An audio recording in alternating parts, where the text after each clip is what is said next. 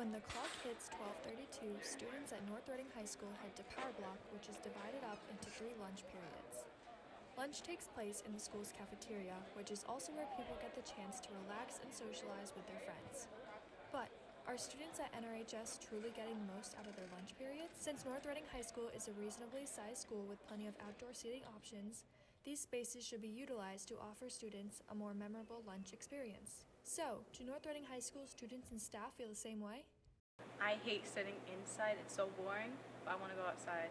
That would be a good thing. I think the kids would enjoy that. I have friends from a few other schools that do get that option, and it always just seemed intriguing to me and something that I would enjoy, and I think other students here would enjoy.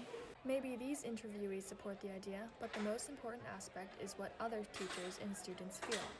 I think they would be up for it. I mean, I don't really think that they would be against it. I don't think students react well to things that aren't well structured either.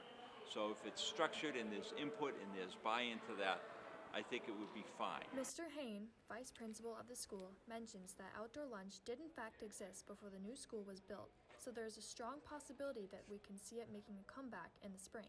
It was discussed by the senior officers as a senior privilege that maybe from the PAC that some seniors could have lunch out on the courtyard. Currently, students complain about the way that lunch operates and struggle to come up with aspects that they like about this time of day. We're not allowed to walk anywhere in lunch. The teachers kind of stop you if you try to go back in the hallways if you're done eating. There are some downsides to having everyone in just one room. I think it can get pretty crowded. The fact that we're separated by power blocks really stings. With outdoor seating, though, an abundance of these complaints can be put to the side since this new environment opens up all sorts of positive aspects. Kids would benefit from having fresh air, having a little bit more space to themselves, getting some vitamin D from the sun.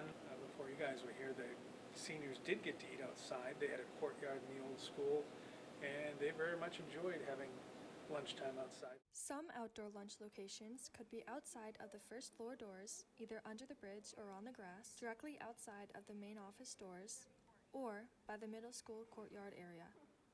We brought up the topic of funding and possible locations to the vice principal, and here is his take on the matter. I think the best location would be kind of right out in the front foyer. If you're on the first floor and you go out those doors instead of going up the staircase, that brings you right underneath the bridge.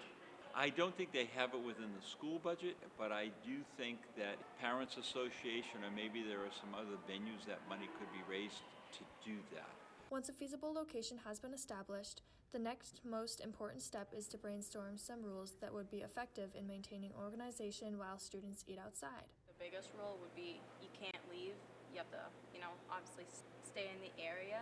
You have wind out there, trash being blown away, and having kids be responsible that they're not just letting napkins and trash just blow away into the wind. With all of this in mind, hopefully outdoor lunch can become a reality for students here at NRHS.